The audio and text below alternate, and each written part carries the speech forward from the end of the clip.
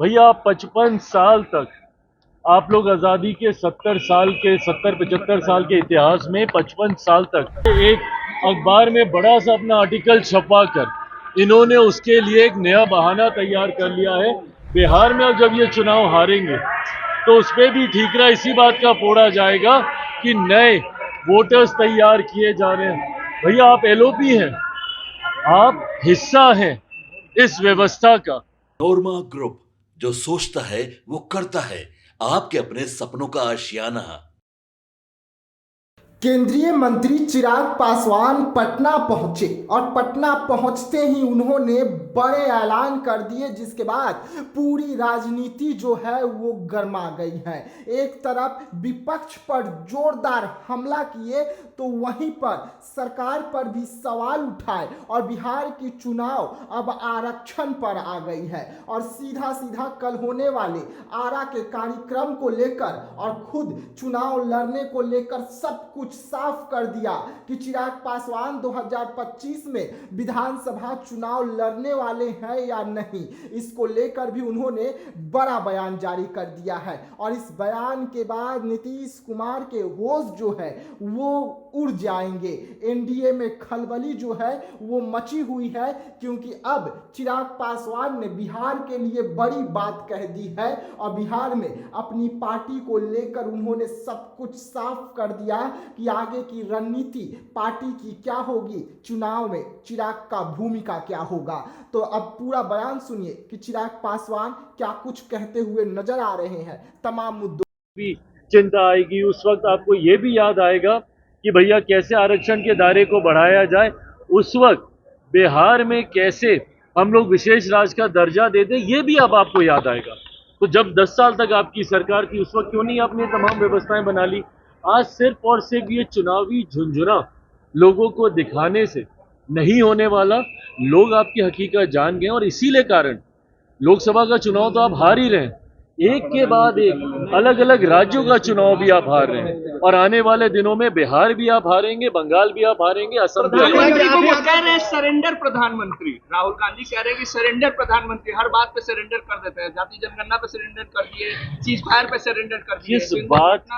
किस बात की मतलब ये बहस है। देश के प्रधानमंत्री हैं वो, ऐसे में इस तरीके से उनके ऊपर निजी टिप्पणी करना, मैं कतई इसका पक्षधर नहीं रहा। आप नीतिगत विषय उठाइए ना, बोलिए जो जो आपको कहना है, बट इस तरीके से प्रधानमंत्री जी के नाम से एक तुकबंदी बनाते हुए, ये छोटी राजनीति है, इन सारी चीजों में नहीं पड़ना चाहिए। लगातार कह रहे हैं कि हर दिन रेप और बलात्कार और देखिए बढ़ती आपराधिक घटनाएं, बढ़ती आपराधिक घटनाएं हम लोगों के लिए भी चिंता का विषय है। मैंने भी बिहार सरकार से, मुख्यमंत्री जी से इन तमाम विषयों को लेकर चिंता साझा करने का काम किया। संतोष इस बात का है कि जो अपराधी हैं पूरी तत्परता के साथ उनकी धरपकड़ कैसे हो, इस पर भी प्रशासन मुस्तैदी से कार्य कर रहा है। पर इन आपराधिक घटनाओं को नियंत्रित करने की जिम्मेदारी भी बिहार सरकार की है। ऐसे में जब विपक्ष सवाल उठाता है तो मैं उम्मीद उनसे ये करता हूं कि अगर बिहारियों के ऊपर अपराध होता है तो ये चिंता इस व्यवस्था से जुड़े हर व्यक्ति की होनी चाहिए, सत्ता पक्ष हो विपक्ष हो। कैसे हम लोग इसको नियंत्रित करें, मिलकर हम लोग को कार्य करने की जरूरत है। सरकार और प्रशासन, इस बात का मैं विश्वास जरूर दिलाऊंगा। देखिए, बिहार सरकार का मैं हिस्सा नहीं हूं, मेरा कोई विधायक नहीं है जो कि नीति पॉलिसी मेकिंग प्रणाली का हिस्सा हो, बट हाँ, बिहार सरकार का हम लोग समर्थन जरूर करते हैं। ऐसे में अगर ऐसी घटनाएं घटती हैं तो ये हमारे लिए भी उतनी बड़ी चिंता। आज मैं मुजफ्फरपुर भी जा रहा हूं, जहां पे 2 ऐसी घटनाएं हुई हैं। मैं दोनों परिवारों से वहां पर जाकर मिलूंगा और आने वाले दिनों में कैसे इसको और मजबूत करके इसको नियंत्रित किया जा सके, राज्य सरकार से भी इस विषय पर हम लोग चर्चा करेंगे। चुनाव लड़ने की बात करी जा रही है, शाहबाद के इलाके में कल लोक जनशक्ति पार्टी रामविलास एक बड़ी सभा का आयोजन करने जा रही है और ये शुरुआत मानिए, इसको कहीं ना कहीं एक शंखनाद मानिए विधानसभा चुनाव को लेकर। बिहार के अलग अलग इलाकों में 5-6 जिलों का इस तरीके से समूह बनाकर परमंडलीय स्तर पर करने की सोच थी, पर हम लोग 5-6 जिलों का समूह बनाकर हम लोग बड़ी सभाएं आयोजित कर रहे हैं, जिसमें पूर्णतः स्थानीय हमारी इकाई की इसमें अहम भूमिका रहेगी, हमारे संगठन की अहम भूमिका रहेगी। इस बार भी कैमूर, रोहतास, आरा, इन तमाम जिलों को, औरंगाबाद, इन जिलों को मिलाकर हम लोग ये बड़ा कार्यक्रम आरा में हम लोग करने जा रहे हैं। इसके बाद अलग अलग कई और 8-10 ऐसी ही बड़ी सभाएं होंगी। मैं कहां से विधानसभा का चुनाव लड़ूंगा नहीं लड़ूंगा, जैसा मैंने कहा ये तमाम विषयों पर चर्चा चल रही है। अंतिम मोहर इस पर पार्लियामेंट्री बोर्ड की तरफ से ही लगेगी, पर जो लोग मेरे विधानसभा के चुनाव लड़ने को लेकर ये भ्रम फैला रहे हैं मेरे ही गठबंधन के भीतर, मैं पुनः इस बात को दोहराता हूं कि अगर मैं विधानसभा का चुनाव लड़ूंगा, उसके पीछे की सोच अपने पार्टी के स्ट्राइक रेट को मजबूत करना होगा, गठबंधन को मजबूती देना होगा।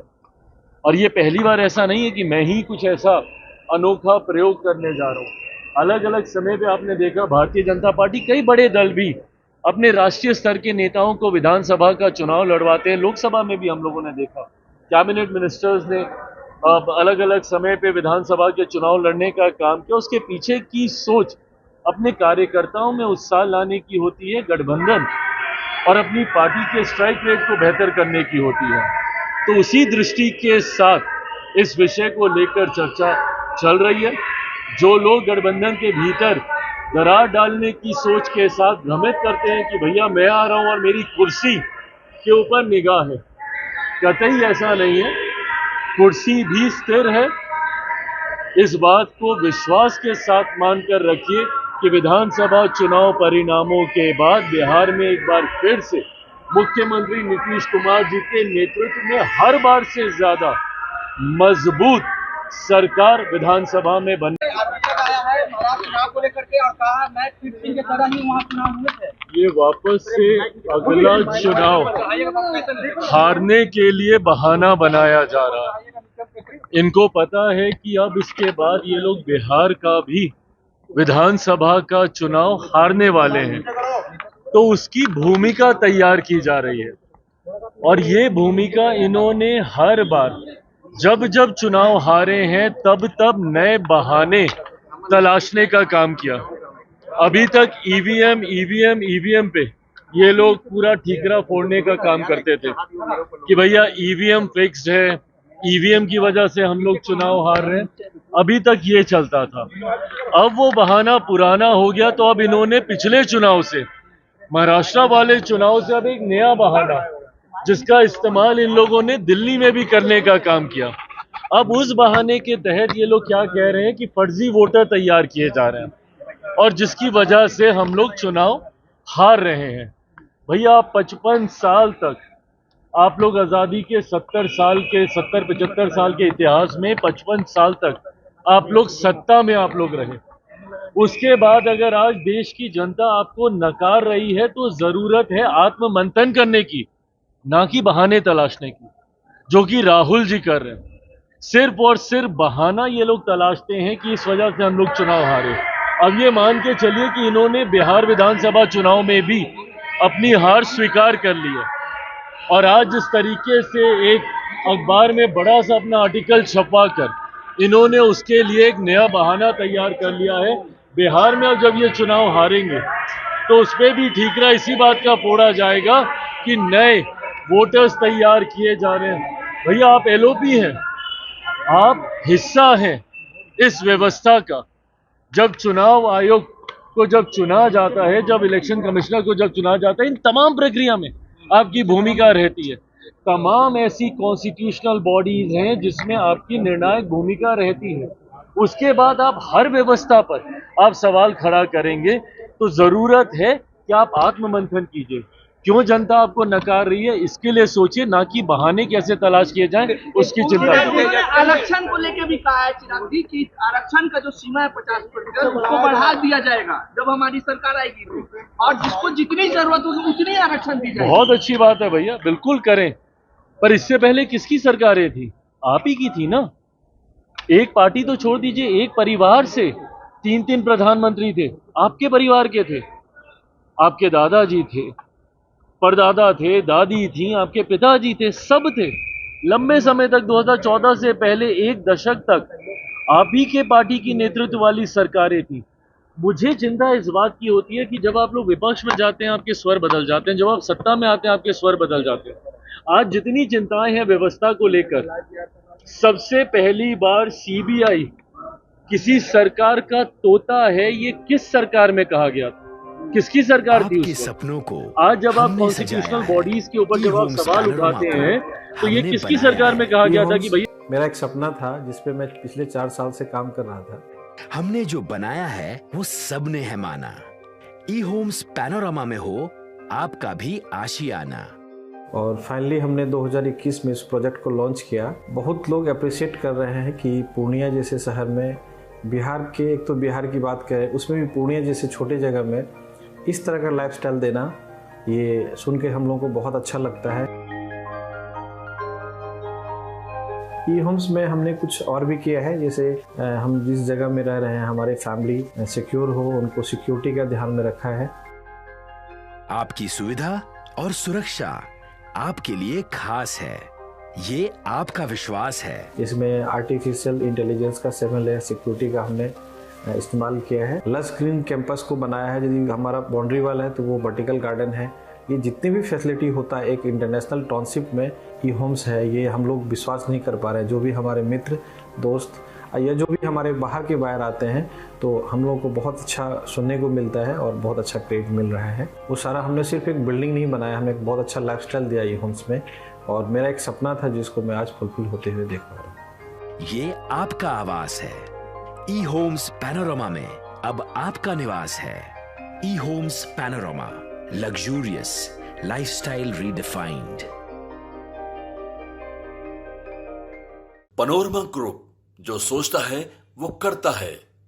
अगर ये वीडियो पसंद आई और वह बिहार के राजनीति और बिहारियत से सरोकार रखेनी तो सब्सक्राइब बटन दबा के चैनल के सब्सक्राइब कर ली। ओजे एगो घंटी बा, ओकरा बटन दबा देला से कुल सटीक और मारक खबर रुआ मुफ्त में मिल जाई। अगर रुआ पत्रकारिता के हमनी के नया प्रयोग में सहयोग कर चाहतानी तो ज्वाइन बटन